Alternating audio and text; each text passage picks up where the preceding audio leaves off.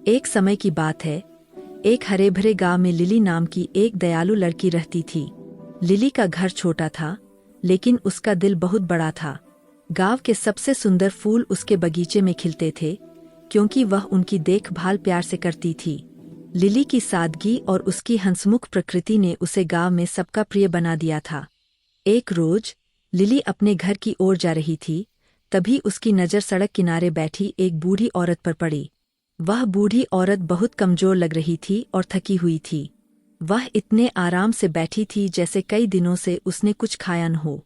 Lily ने पास जाकर देखा तो बूढ़ी औरत के हाथ खाली थे और उसके चेहरे पर गहरी भूख और थकावट साफ दिख रही थी। लिली का दिल पसीज गया। उसके पास उस वक्त केवल एक सेब बचा था, जिसे उसने अपने दोपहर के भोजन के लिए बचाकर रखा था। बिना एक पल सोचे लिली ने अपना वह आखिरी सेब उस बूढ़ी औरत को दे दिया। लिली ने प्यार से कहा, माँ जी, इसे खा लीजिए। बूढ़ी औरत ने कृतज्ञता से हाथ बढ़ाया और सेब ले लिया। जैसे ही बूढ़ी औरत ने सेब का पहला कौर लिया, एक अद्भुत घटना हुई। अचानक बूढ़ी औरत का शरीर सुनहरी रोशनी के एक तेज भंवर में बदल गया और वह गायब हो गई। उसकी जगह पर एक छोटी, सुनहरी चमक वाली परी हवा में तैरती हुई प्रकट हुई। लिली अचंभे से आंखें फाड़े परी को देखती रह गई। परी ने मुस्कुराते हुए लिली को एक छोटी, चांदी की घंटी भेंट की, जो हल्की जादुई रोशनी से चमक रही थी। परी ने लिली की आंखों के स्तर पर तैरते हुए कहा, लिली, तुम्हारी दयालुता अद्भुत है।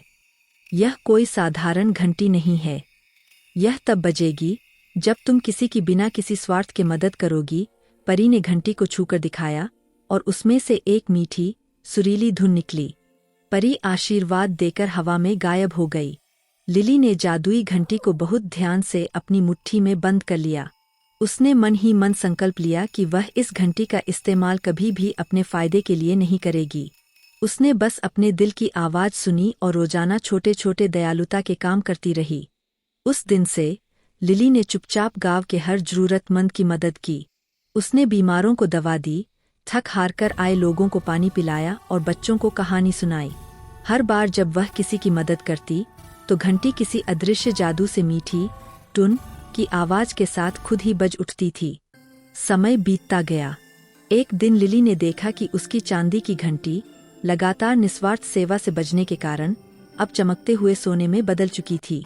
उसी पल उस सुनहरी घंटी से ऐसी सुनहरी रोशनी पूरे गांव में फैली कि हर किसी के चेहरे पर खुशी आ गई।